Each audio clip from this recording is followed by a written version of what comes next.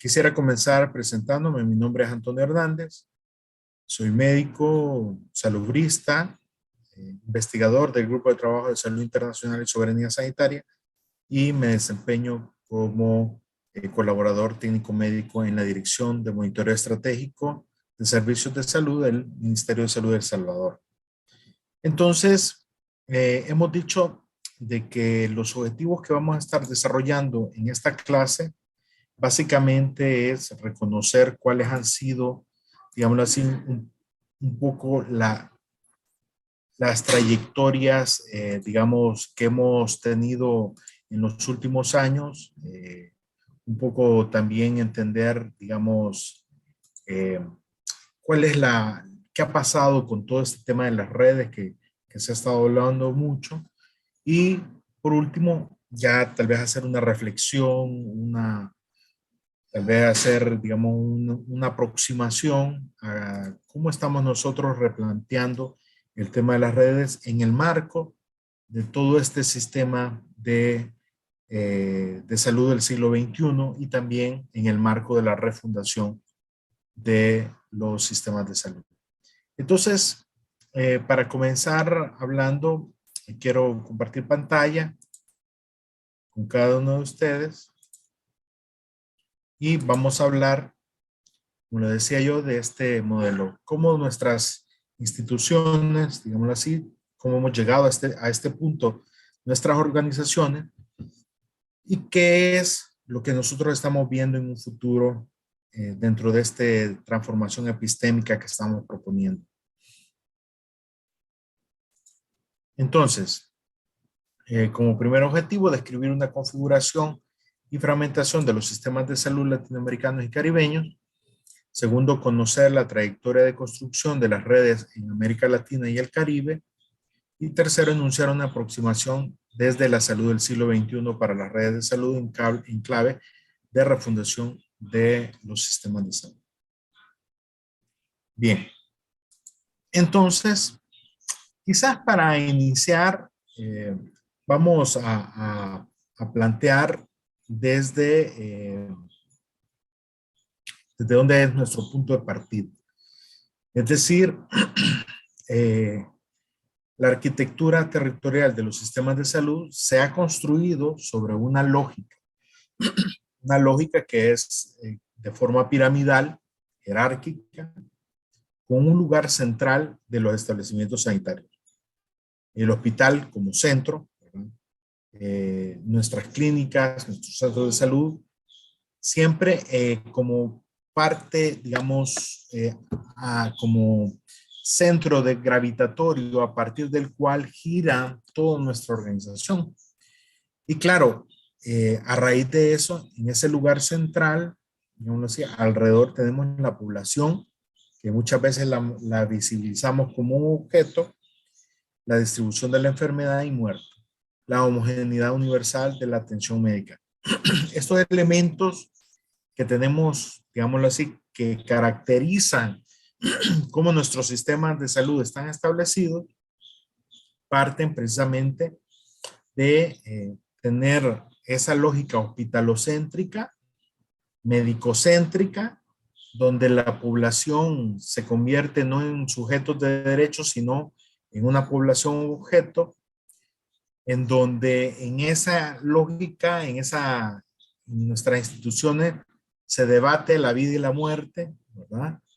Y ahí, digamos, se piensa en una homogeneidad universal de la atención médica, dejando a un lado todos los principios de la medicina alternativa, todos los principios de la pluriculturalidad, la multiculturalidad, y que nos lleva a entender también los saberes ancestrales que sabemos que están presentes en muchos de nuestros pueblos. Entonces, a partir de ahí, hay digamos, un devenir histórico de por qué nuestros servicios de salud tienden a ser como lo son. Y es en parte porque uno de nuestros orígenes parte de este ejército prusiano que tenía una lógica muy ordenada, era un ejército muy disciplinado, muy conocido por las victorias que tuvo durante su existencia, y que esas características verticales, militarizadas, si queremos decirlo así, persisten y se manifiestan en toda nuestra cultura médica, en nuestra cultura de nuestras organizaciones. Si no, veamos cómo el panamericanismo sanitario retoma mucho de esta militarización de la salud, y pueden ver cómo todos los verbos que usamos en salud pública tienen que ver con el tema militar. Y ahí tenemos nuestras brigadas médicas, ¿verdad? Tenemos nuestros eh, contingentes, tenemos que combatir, erradicar, eliminar, controlar las epidemias. Entonces, todo este idioma, estas palabras militares que descienden de esa tradición, y no digamos también que se expresa en el comportamiento, sino veamos cómo la carrera de medicina en muchos de nuestros países es bastante vertical, y no digamos muchas veces el tema de la formación de enfermería, bastante vertical, ¿no? Con la lógica de las jefaturas como generales, ¿no?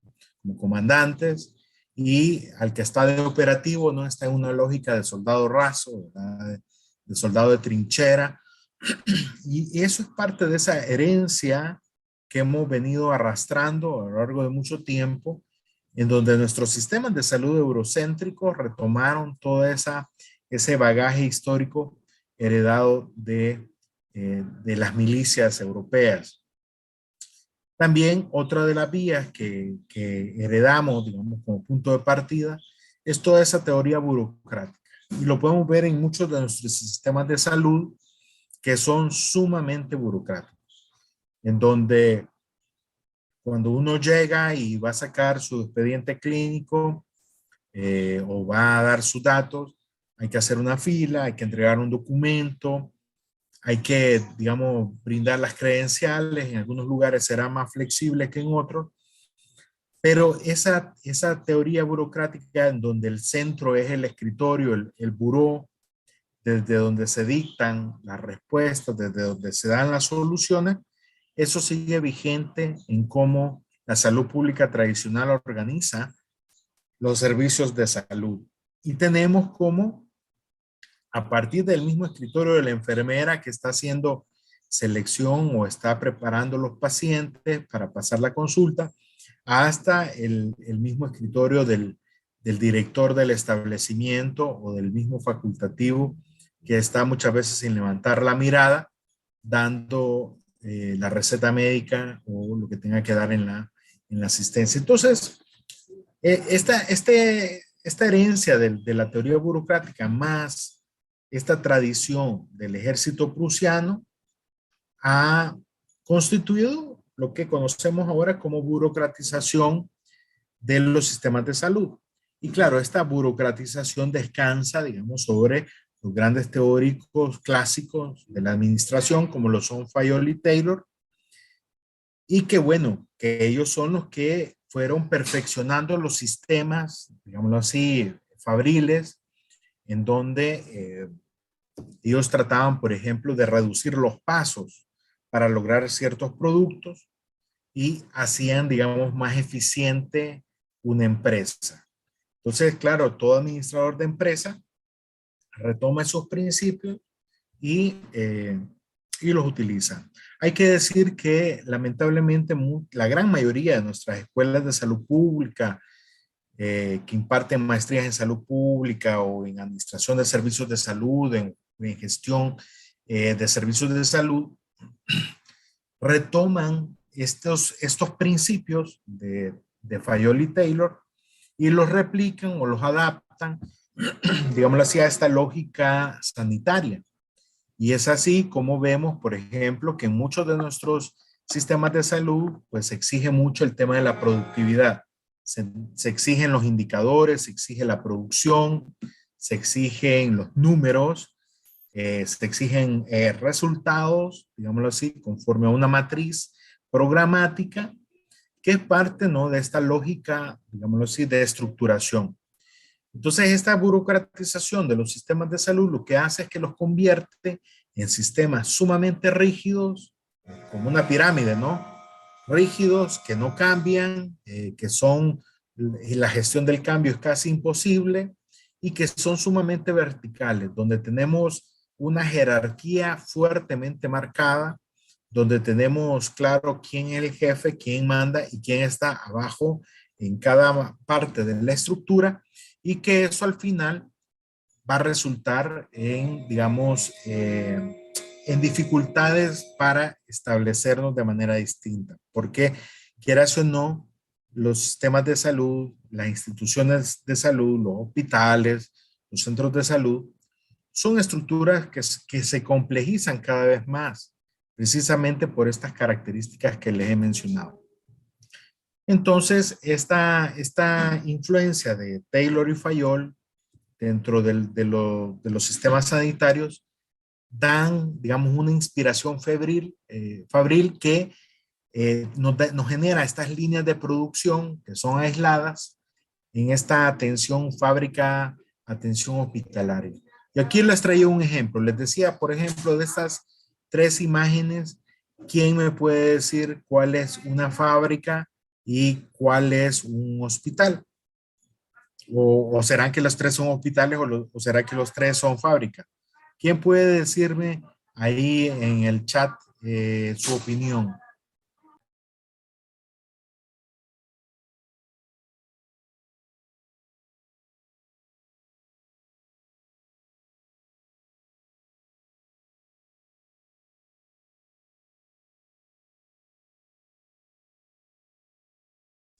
Muy bien, si no, yo les digo, no hay problema. Solo era, digamos, llevaba truco esta pregunta. La primera imagen inferior izquierda que vemos es, aquí me dicen acá, bueno, la tercera parece, dice, se parecen empresas de producción de servicios o materiales, los tres dicen. Bueno, muy bien. Eh, Fíjense que la pregunta, digamos que para nosotros que somos sanitarios, que estamos en el ámbito sanitario, quizás tendremos un poquito más de claridad. Le ponemos estas tres imágenes a cualquier otra persona, no va a saber decir. La primera es efectivamente una fábrica que se convirtió en un hospital, ¿verdad? Entonces, de ahí que ustedes vean cómo está la distribución de las áreas. La segunda imagen, la de en medio, es una fábrica de escaleras eléctricas. Y ahí ustedes pueden ver las líneas de producción. Y la tercera es un hospital para la atención de COVID, ¿verdad? Que prácticamente se construyó siguiendo esta inspiración que estamos hablando, ¿no? Una producción en serie, en masa, ahí vemos las líneas de producción, ¿verdad? Bien establecidas. Entonces, claro, estos son muestras de tener un sistema de salud con un modelo jerárquico, burocrático. Entonces, creo que queda claro, digamos que uno de estos puntos de partida es que tenemos instituciones bastante rígidas, instituciones que siguen un modelo de producción en donde estas líneas de producción nos tienden a aislar. Y aquí les traía, creo que una imagen al respecto,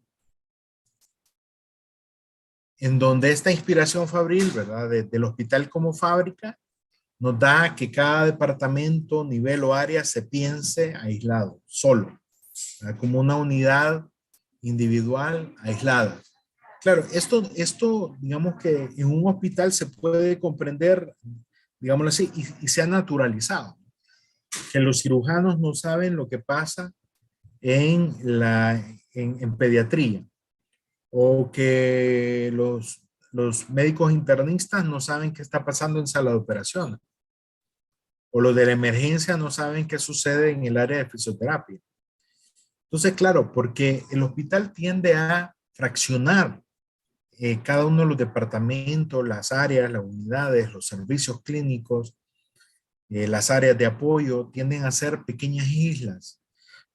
Entonces, cuando tenemos esa lógica de archipiélago, en donde cada área se constituye en una unidad individual que actúa de manera solitaria donde cada área tiene sus propios indicadores, cada área tiene sus propios resultados, cada área tiene sus propias metodologías de trabajo, tiene sus propias peculiaridades.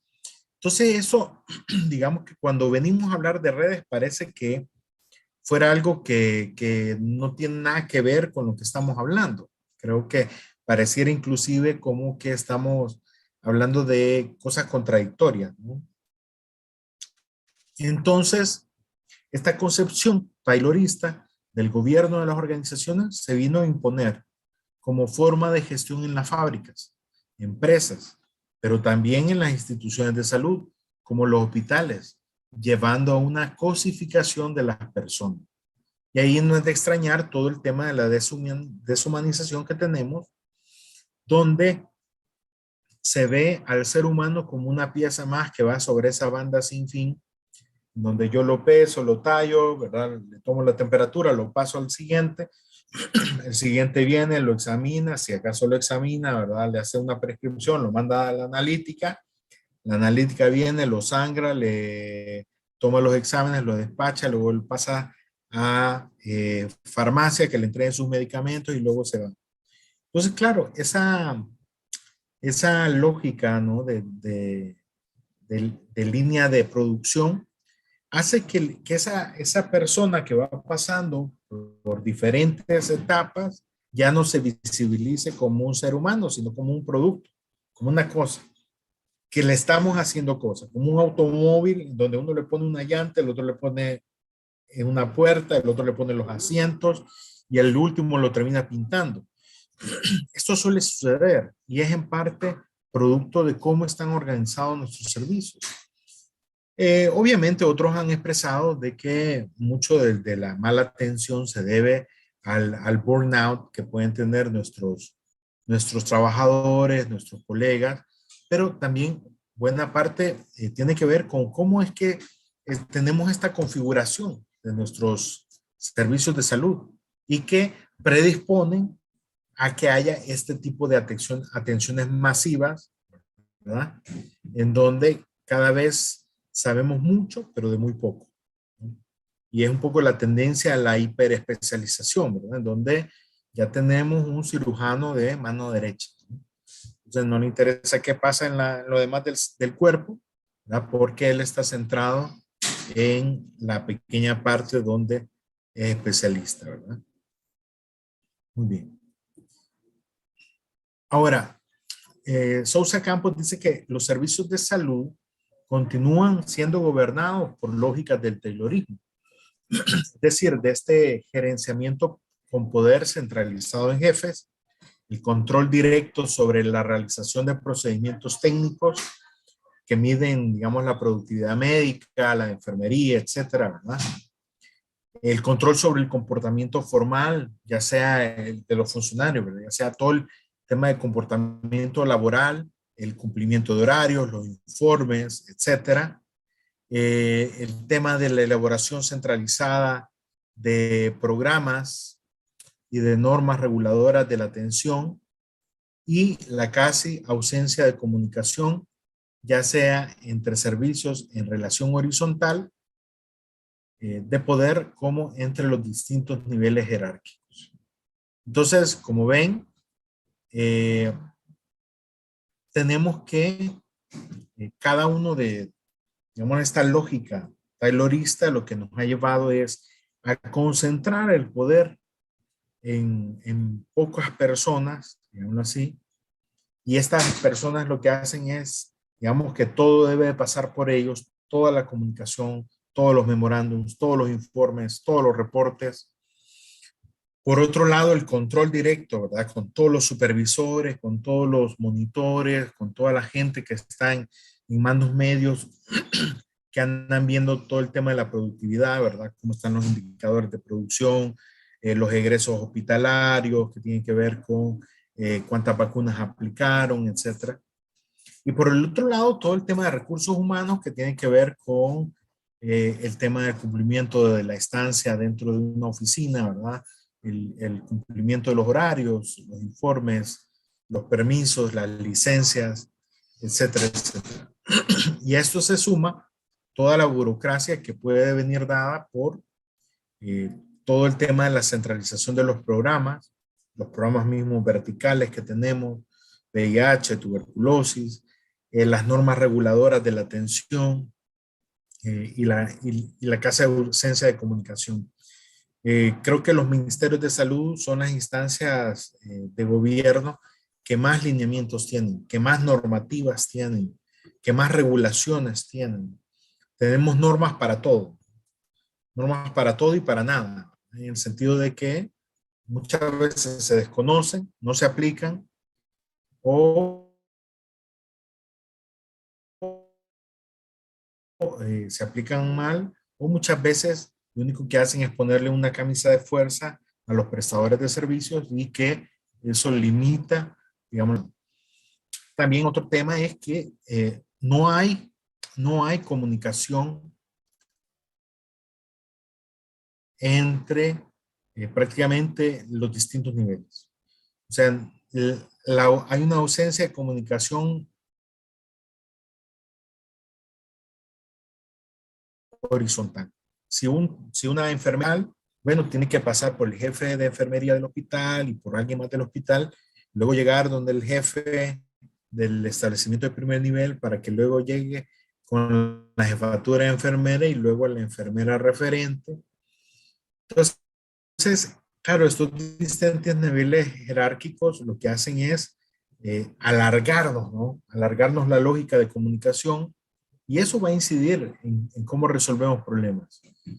Muchas veces se han dado, por ejemplo, fatales resultados en salud con personas que han fallecido precisamente porque esta cadena de mando no es ágil, retrasa mucho lo que nosotros hacemos y lastimosamente cuando se requiere ser eficaz, pues fallamos porque lamentablemente no llegó el memorándum a tiempo, no contestaron el teléfono, no hubo respuesta y lamentablemente la persona falleció. Entonces, en este modelo teórico que estamos hablando, se supone que dentro del funcionamiento de un sistema de salud, el 85% de problemas de salud se deberían de resolver en la comunidad, territorio social. Es decir, que solo un 15% requieren atención especializada y hospitalización. Entonces, claro, ese 85% mucha gente no me llega a consultar a los centros de salud. Se quedan atendiéndose por sus propios medios. Ahí es donde es importante la red de cuidados familiares, comunitarios, ocupan medicina alternativa, ¿verdad? Para buscar una alternativa, pero digamos que en teoría se tendría que hacer. Ahora, si tenemos que el 85% de los problemas de salud se resuelven en la comunidad, entonces, ¿por qué no hacemos un modelo que busque territorializar y dar una capacidad resolutiva con personal capacitado y motivado vinculado a su territorio? Bueno, se dice rápido, pero realmente no es tan fácil. No es tan fácil porque esto implica, digámoslo así, tener, digamos, cambiar la lógica de cómo estamos configurados. Y ahí es donde me voy a referir un poco porque, digamos que en los últimos años ha habido una propuesta sobre estas famosas redes integradas. Entonces, hay una como discusión sobre si deberíamos de cambiar los niveles de atención por redes integradas. Recordando que los niveles de atención son aquel primer nivel, ¿no? Que es la base, ¿no? Del sistema más ancha, más amplia, que recibe, digámoslo así, como puerta de entrada a la mayoría de la población, que refiere a un segundo nivel de complejidad con mayor capacidad resolutiva, habitualmente es un nivel hospitalario, y tenemos un tercer nivel como un nivel, digamos, de referencia nacional, donde se encuentran la mayoría de sus especialidades para dar respuesta a aquellos problemas más complicados de la población. Ahora, estos niveles de atención, digamos, que han sido popularizados a lo largo de la configuración de todos los sistemas de salud latinoamericanos, siempre estos niveles de complejidad van a estar en el sentido de que hay siempre un nivel básico, digamos, este 85% que hablábamos anteriormente, que es donde encuentra la solución a sus problemas de salud, y hay un 15% que se resuelve ya en una atención medianamente especializada, donde hay acceso a cierto nivel de tecnología, y un tercer nivel donde llegarán alrededor del 5%, donde requerirán tecnología especializada, subespecialista, ¿verdad? Medicamentos de especialidad, etcétera, etcétera. Lo que sucede en este modelo, digamos, en esta forma de estar organizado, es que habitualmente los niveles no funcionan. Entonces, tenemos un primer nivel incapaz de resolver, la gente se va de una vez al segundo o al tercer nivel, los colapsan y de repente tenemos hospitales de segundo nivel tratando dolores de cabeza o problemas de catarros comunes, y un tercer nivel que está haciendo cosas de segundo nivel. Entonces, al final, ¿quién resuelve lo que debería de resolver? Entonces, claro, la opción que se ha propuesto es el tema de las redes integradas. Estas redes integradas lo que hacen es que, digamos, se ha tratado de tratar de disminuir el impacto de esta fragmentación, es decir, nuestros sistemas sanitarios que han sido fragmentados, ¿cómo los logramos articular? A modo de que ordenemos el primer nivel de atención, que tenga una mayor capacidad y que refiere efectivamente para un segundo o un tercer nivel de acuerdo a la necesidad que pueda tener. Esto, digámoslo así, que en un primer momento puede parecer, digamos, como la solución ante ese archipiélago, digámoslo así, que hemos visto anteriormente, de cómo cada instancia trabaja de manera solitaria y a su vez también cómo ordenar poco a poco los niveles de atención.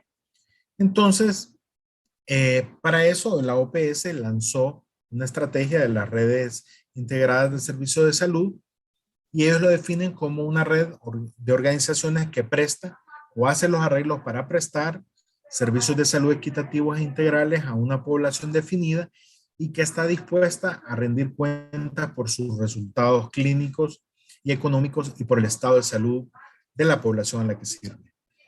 Bueno, cuando vemos esta definición, podríamos decir, bueno, me parece que es una definición que le da respuesta, ¿no? Al serio problema de fragmentación que tenemos en la mayoría de los sistemas de salud latinoamericanos.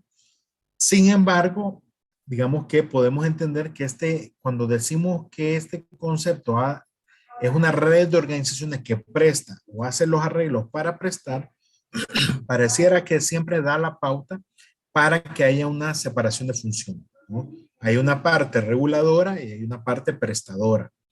Y esto da lugar también a la intermediación en salud, que es lo que hemos hablado anteriormente en el tema del pluralismo estructurado y cómo, digamos, los sistemas deliberadamente hacen la separación de funciones para permitir que haya un espacio para la acumulación del capital a través de las intermediadoras sanitarias, las aseguradoras. Esto ha pasado ya en varios países, ¿verdad? Y que lamentablemente las redes en esos países donde existen coberturas universales producto de aseguramientos y de seguros privados, pues realmente no funcionan. Y también hay que decir que otro de los elementos que perpetúa esta definición de la RIS es que limita el sentido de las redes estrictamente a los servicios de salud. Y como vamos a ver en la propuesta que nosotros traemos, nosotros vamos más allá de los servicios de salud, es decir, no nos quedamos únicamente en la lógica de servicios, sino que avanzamos más allá en una lógica de territorio y territorialidad. Entonces, ¿cuáles son los problemas conceptuales que tiene este planteamiento?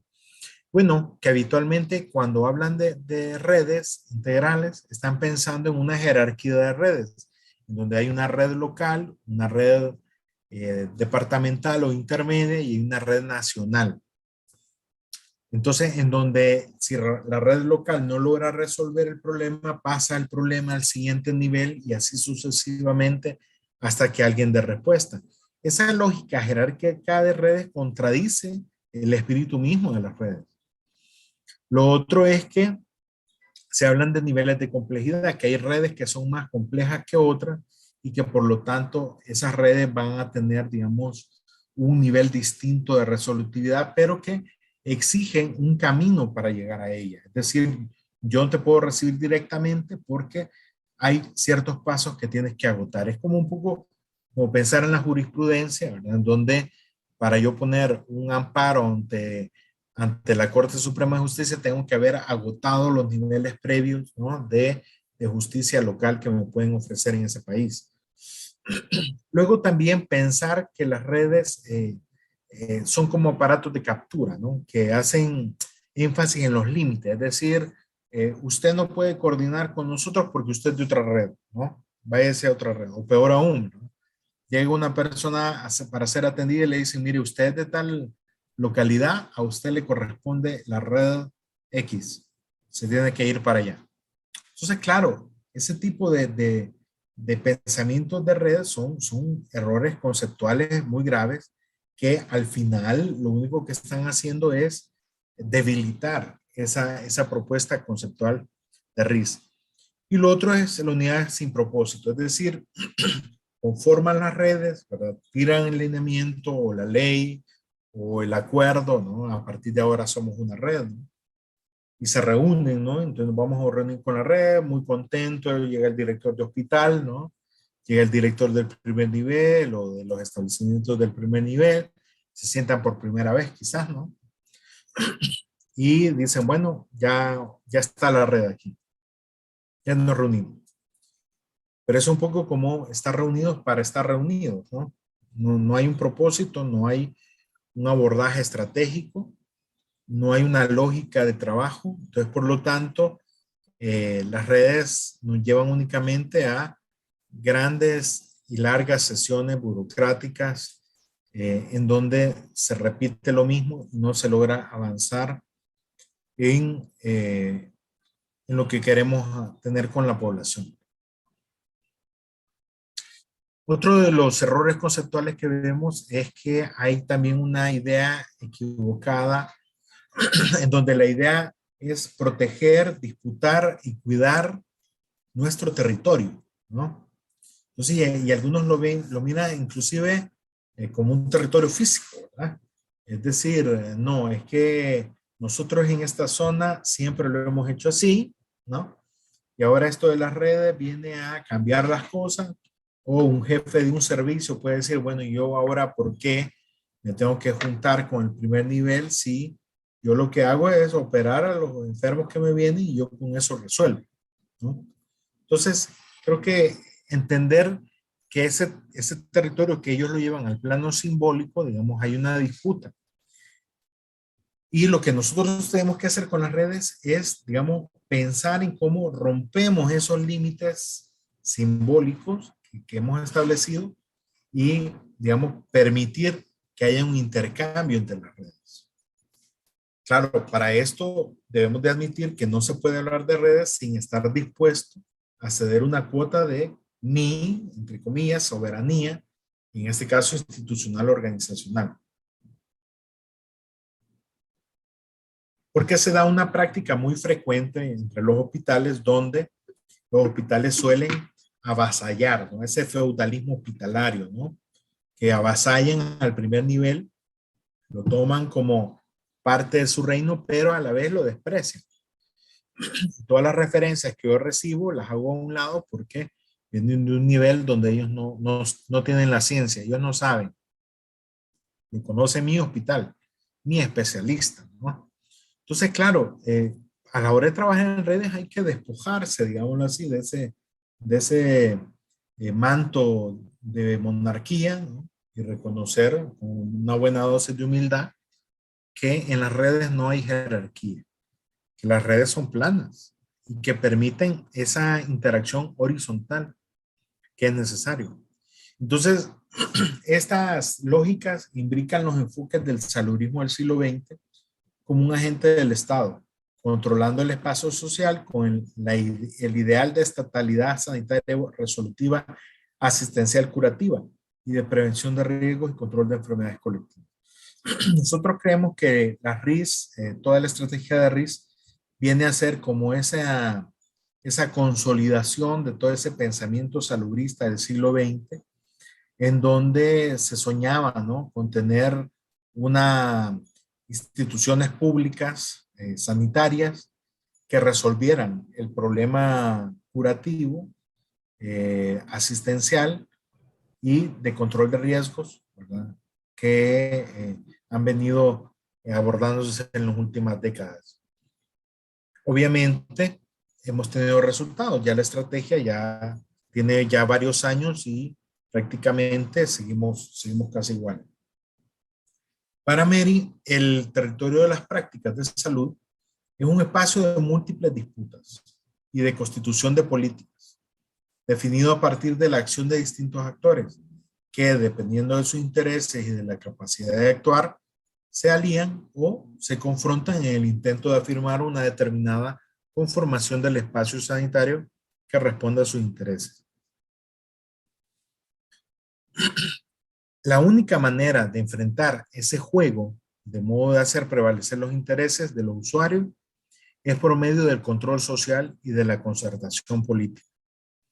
El terreno de las organizaciones de salud, por ser un espacio de intervención de diferentes actores con capacidad de autogobierno, que disputan la orientación del cotidiano con las normas y reglas instituidas, está siempre bajo tensión por la polaridad entre autonomía y control. En otras palabras, lo que Mary nos está diciendo es que prácticamente en salud vemos que salud es un campo donde confluyen distintos actores, no solamente instituciones públicas sanitarias, sino que tenemos también una lógica de diferentes actores sociales que se involucran. Entonces, claro, ¿cómo hacemos para que estos espacios sanitarios respondan a los intereses de la ciudadanía? ¿Cómo sé yo, digámoslo así, si al final con mi programa de interculturalidad, de medicina intercultural, logro yo responder a los intereses de la población? Bueno, la única forma, lo dice Mary, es a través del control social y la concertación política de la misma ciudadanía. Es decir, que las organizaciones populares, ciudadanas, de salud, se acerquen, ¿verdad?, y con una capacidad de, digámoslo así, de crítica o de autonomía, digámoslo así, logren mover, digámoslo así, las normativas, las reglas instituidas, lo que yo pienso que le conviene a la gente, y esto logre, digamos, cambiar un poco la lógica de lo que queremos hacer. Es decir, yo puedo llegar con una propuesta sanitaria a una asamblea comunitaria y salir con otro plan en la mano, ¿sí? Y es así donde esta nueva propuesta que nosotros decimos es que debe de moverse en un eje de autonomía y control. ¿Cuánto control debemos de darle a la gente? ¿Cuánta autonomía tenemos que darle a la gente? ¿Cuánta autonomía tienen las personas y cuánto control buscan? Bueno, dejemos que ellos lo decidan. El tema es que este es un eje donde eso confluye.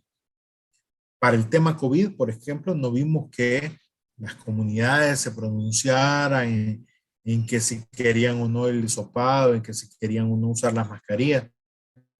Lastimosamente se usaron medidas de control muy verticales para resolver y tal vez tratar de detener la velocidad de la pandemia. Pero esto no siempre tiene que ser así.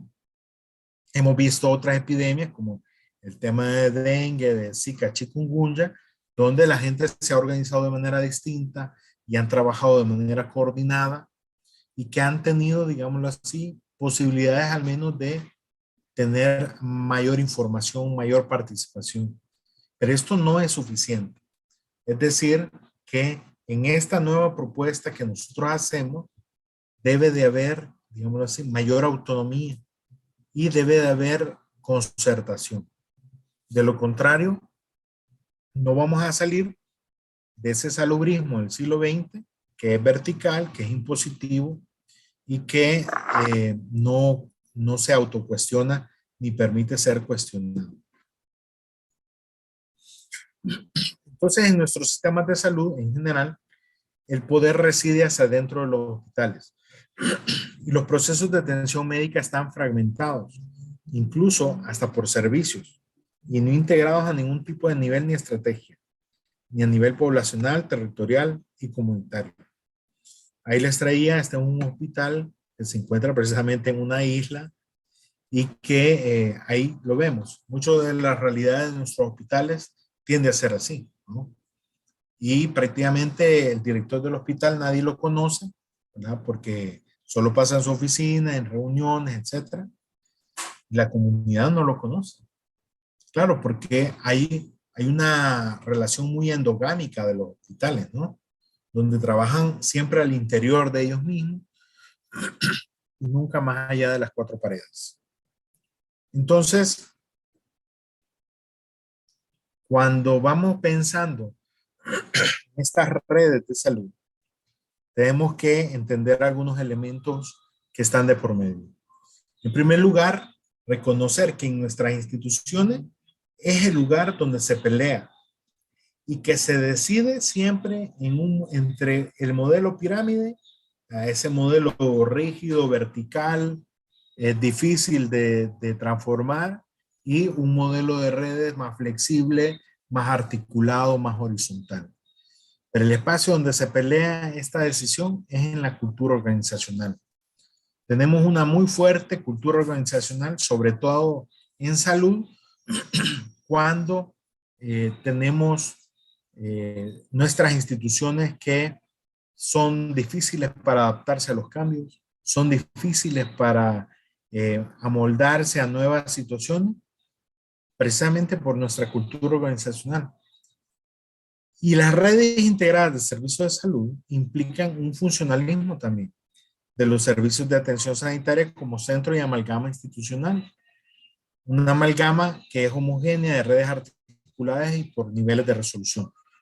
La estrategia de RIS prácticamente lo que nos ha llevado es que nuevamente a mantener los servicios de salud como centro en el sistema y que nuevamente consideremos que los niveles de atención deben de mantenerse en la lógica ahora de redes. Entonces, en lugar de tener a los hospitales de segundo nivel sueltos, bueno, tengo una red hospitalaria de segundo nivel y tengo una red de tercer nivel con los hospitales de referencia nacional. Entonces, lo que he hecho es llevado esa lógica jerárquica burocrática que teníamos anteriormente a una lógica, digámoslo así, disfrazada de redes. Y eso al final pues no va a dar resultados. ¿Por qué? Porque en un primer momento, digamos, ellos precisaron atrapar lo complejo dentro de un sistema y quisieron ver las redes como sistema, como un todo, digamos, que es más que la suma de las partes. Un primer intento. Pero luego hay un segundo intento que es ya pensar en sistemas abiertos, donde los vínculos son más importantes que los límites.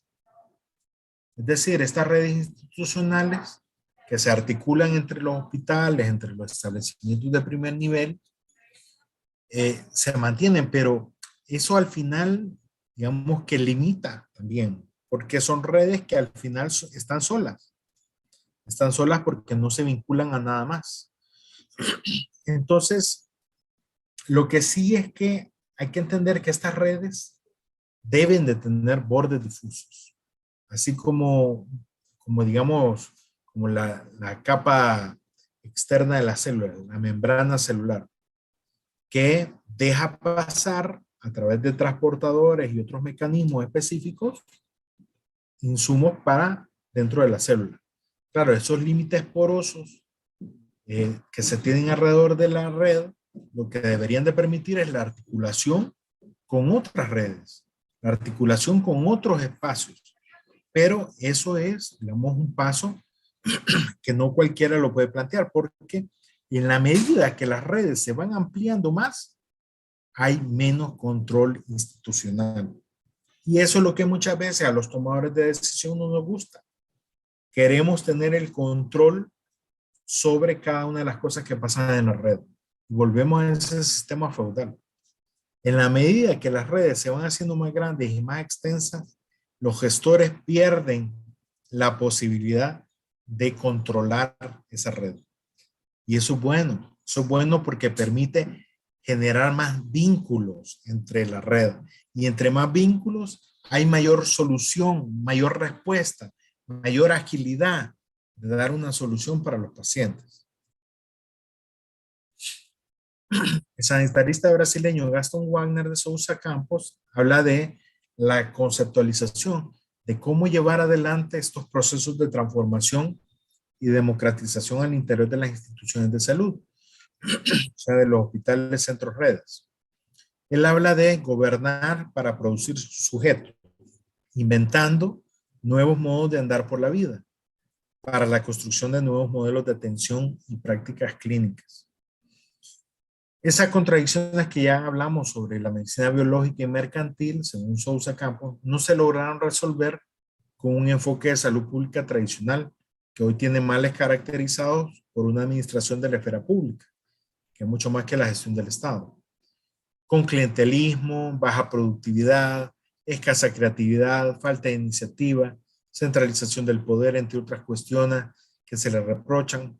Y aunque sin duda este es un discurso antiestatismo público de ineficientismo, fue también una operación cultural para la destrucción de lo público. Es decir, que lo que habla Gaston Warner prácticamente es que el enfoque de salud pública tradicional no ha logrado resolver los problemas que tiene la administración pública y en general todas las administraciones. Porque estamos en un siglo XXI donde la misma ciudadanía exige diferentes formas de relacionarse, eh, entonces, claro, eso va a hacer de que sea un reto para las nuevas administraciones conectarse con la ciudadanía de manera distinta.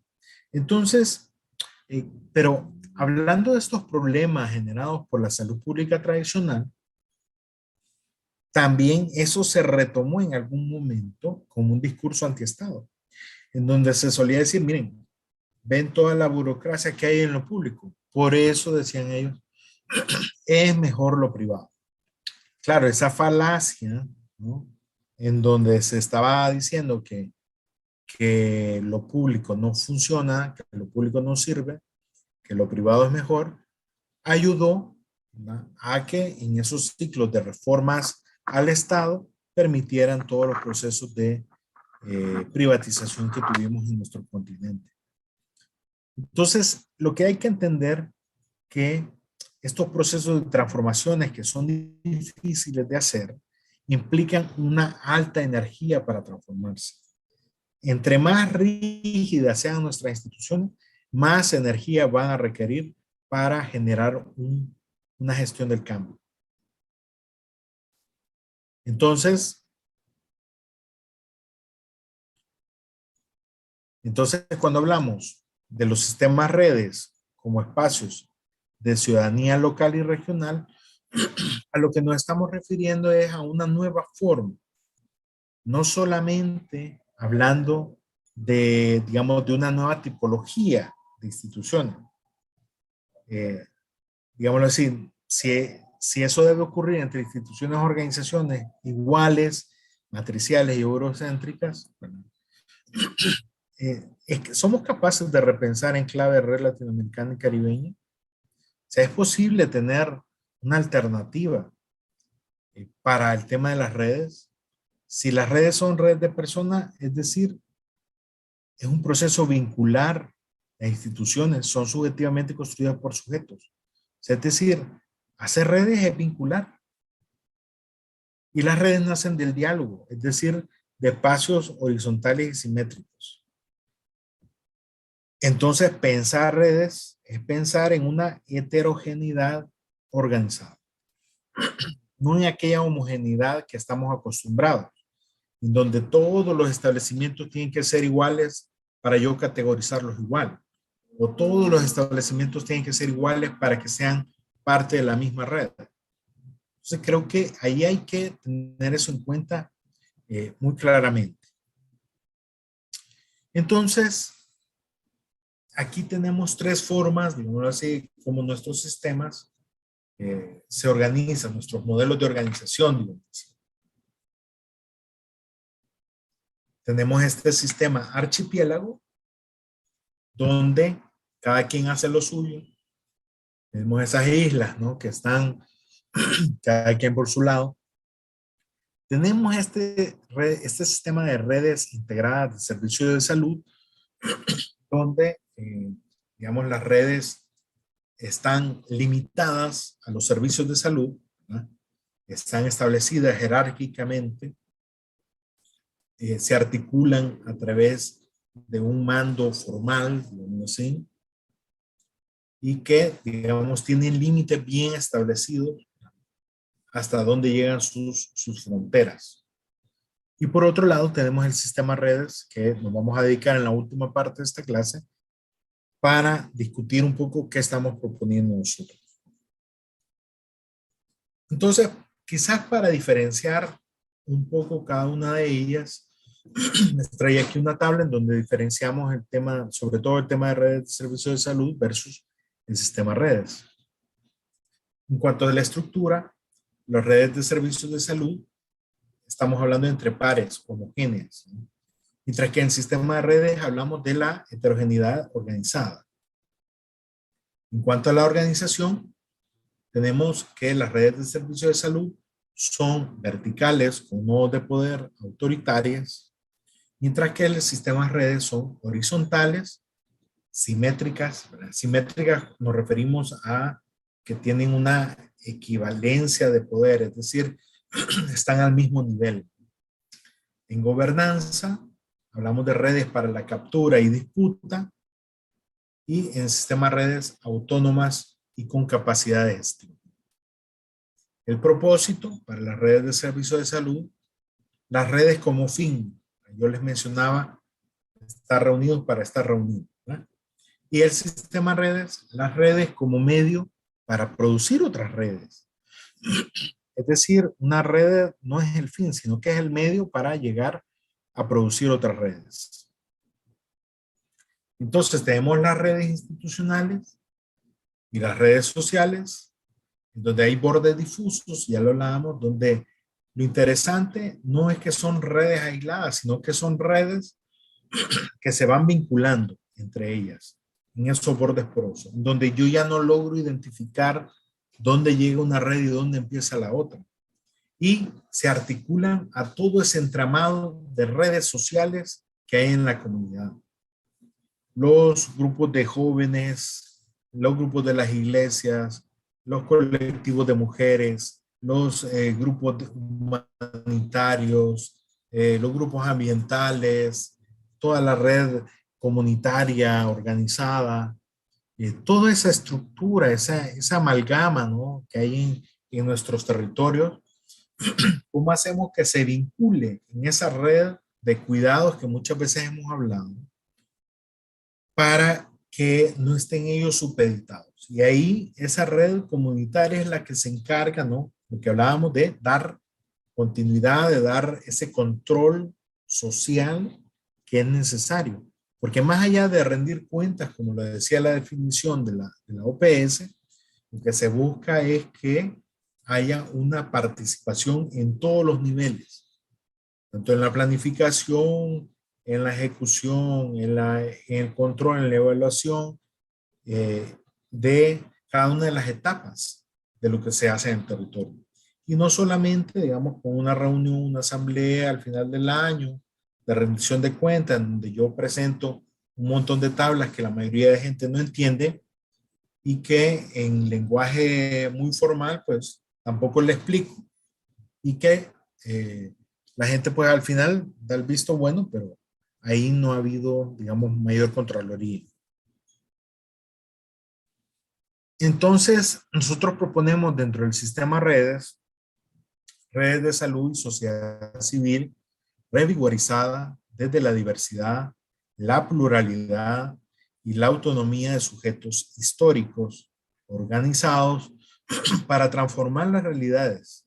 Aquí miren, no hay recetas únicas, no hay reproducibles ni enlatadas. Es decir, cada uno va a ir buscando, digámoslo así, una propia forma, una configuración propia para irse desarrollando.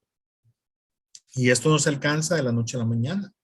sino que se va construyendo poco a poco. Entonces, los sistemas redes como espacios de ciudadanía local y regional, hablamos de que la territorialidad de estos espacios sociales son de carácter público, en tanto que la esfera de acción colectiva y de gobierno son de bienes comunes. Son co-construidos a partir de las características geográficas, sociales, sanitarias, ambientales, culturales derivadas de las relaciones de la comunidad con su hábitat. Y las familias que ahí viven y sus condiciones de precariedad, esos clústeres de desigualdad, inequidad y exclusión, que presentan los territorios en su localidad, los nudos críticos, los riesgos, las formas vinculares de organización social, las capacidades locales, la distribución espacial si es necesario, otros.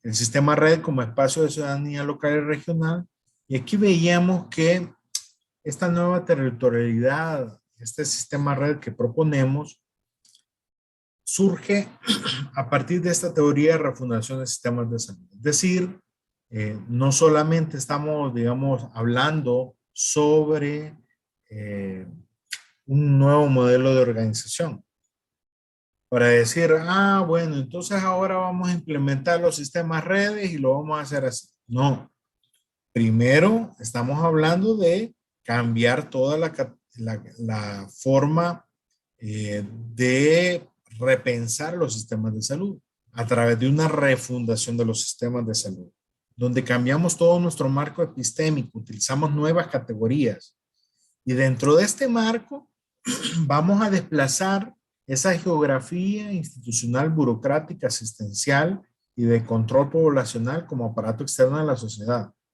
Y vamos a pasar a una geografía social donde los sistemas sanitarios se producen y construyen con una trama de territorialidad, territorios y dinámicas sociales locales con diversidad, expresados en redes de salud abiertas, heterogéneas, simétricas, con tramas de institucionalidad y territorialidad de cuidado y protección colectiva, no solo articuladas, sino mancomunadas en estrategias de vivir bien y calidad de vida saludable. Yo recuerdo hace algunos años cuando estuve en administración, hubo el caso de un promotor de salud, un agente comunitario, donde se le había pedido que tuviera un comité de salud y él decía, ya lo tengo. Y cuando fueron a ver, era un grupo de mujeres que se dedicaba a la bisutería. Entonces le dijeron, mire, pero eso no es un comité de salud. Y él decía, ¿y por qué no es un comité de salud? No, porque para conformar el comité de salud usted tiene que hacer una asamblea, usted tiene que nombrar esa directiva, usted tiene que capacitarlos en salud, bueno, y le tiramos todo el legajo de requisitos institucionales. Pero en la práctica, él lo que estaba haciendo era reconociendo parte del tejido social organizativo de esa comunidad y poniéndolo al servicio, digámoslo así, de una mejor calidad de vida. Por ejemplo, él decía, bueno, se reúnen las mujeres y antes de que inicien su taller de bisutería, yo doy una charla sobre salud o discutimos algo que ellas tengan duda al respecto. Entonces, claro, reconocer este tipo de dinámicas sociales nos va a ir abriendo la posibilidad en que nuestras redes cada vez sean más difusas. Y decimos, ¿hasta dónde llega la red? Pues no sabemos. Porque esta parte se entronca o se vincula a esta otra y así sucesivamente. Ya no sabemos hasta dónde llegamos. Pero que van generando, digamos así, capacidades de cuidado, capacidades de organización, capacidades de resolución y sobre todo las redes no se van montando de manera ajena o discordante al territorio, sino reconociendo esa historia, reconociendo las tramas sociales que se encuentran, reconociendo el nivel organizativo. Y eso permite que tengamos mejores resultados. Hay que mencionar que las feministas, ¿no? Sí, han avanzado mucho en este enfoque, ya que ellas han, digamos, utilizado todo el tema para hacer fuertes críticas, ¿verdad? Y sobre todo en el tema de los feminicidios, ¿verdad? Y se han ido organizando. En ese contexto, por ejemplo, ellas han hecho aportes a la crítica biomédica salubrista patriarcal dominante. Ustedes saben, aquella biomedicina que critica el cuerpo de la mujer, que decide sobre ella, ¿no? Que la objetiviza. Y ellas la definen como una expresión de violencia institucional desde los propios servicios de salud sobre los cuerpos y los territorios. También ellas incorporan una construcción de interseccionalidad, integrando la discriminación sexista patriarcal al racismo y al clasismo como opresiones e injusticias que se entrelazan y operan sobre la vida y la salud de las mujeres y las sociedades. Y esta interseccionalidad también aporta en integración e integralidad entre sistemas de cuidados y sistemas de salud en una reflexión praxis de universalismo del siglo XXI como una estrategia para proteger la vida. Entonces, como ustedes ven, ya hay, digamos así, unos primeros avances en eso, en buscar construir estos sistemas redes. Ahí vemos un mapa, por ejemplo, donde ellas han identificado el tema de los feminicidios y, eh, y aquí les traigo otros ejemplos, digamos, cómo estos mapas de geografía social pueden ser la base, digamos, para la construcción de nuestras redes. Comentarles que, por ejemplo, en El Salvador tuvimos la experiencia del desarrollo de las redes, pero que muchas de estas redes no se construyeron sobre una geografía social, sino solamente sobre una geografía. Y, por ejemplo, se buscaban asentamientos que estuvieran lejanos, ¿no? Para accesar, ¿no? Las distancias.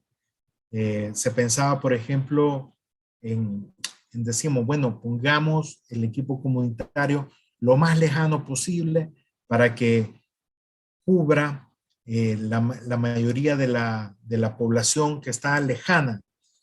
Claro, pero cuando hicimos eso, la población que estaba más cercana quedó descubierta. Entonces, con el afán, digámoslo así, de acercar los servicios a la población que estaba más lejana, descuidamos a los otros que teníamos cubiertos históricamente. Entonces, claro, cuando solo lo vemos desde la dinámica geográfica, a veces pareciera que solo es un tema de acceso a los servicios de salud. Pareciera que solo es un tema de reducir las distancias o de rellenar los espacios en blanco. Pero ya cuando vamos pensando en otra lógica, pues tenemos que ir viendo ya esta nueva cartografía de sistemas redes que tenemos que ir construyendo. Una cartografía social donde vamos tomando en cuenta las relaciones sociales, el entramado que hay, los recursos que tienen locales, cómo está el nivel de organización, cuáles son las formas en que la población ahí mismo se organiza. Y de esa manera, los servicios de salud se van concatenando más próximamente a esos servicios. Entonces, les traía algunas características de esta red de sistema en el siglo XXI, en sistemas de salud, prácticamente ya lo hemos mencionado. Las características, por ejemplo, vinculado al territorio y su territorialidad. En segundo lugar, la articulación más allá de los servicios de salud. Tercero, decíamos, que contribuya a eliminar la discriminación de género, racial y de clase, que se convierta en una plataforma para el sistema de cuidados en salud que hemos hablado muchas veces. Y eso va a hacer de que poco a poco, digamos, nos vaya generando las nuevas características del sistema red. No estamos hablando de retomar, digamos, las redes integradas de servicio de salud que se propone, sino que este sistema de redes vaya vinculado a lo que hemos hablado, a toda la gama del territorio y de su territorialidad, y que permita, digamos así, un modelo de atención, que eso lo van a ver más adelante, pegado, digamos, a la persona, a la familia y la comunidad. Entonces, aquí les traía otros mapas más, para que tengamos un poco el ejemplo. Y luego, bueno, básicamente eso era lo que quería compartirles. Yo llegaría hasta acá.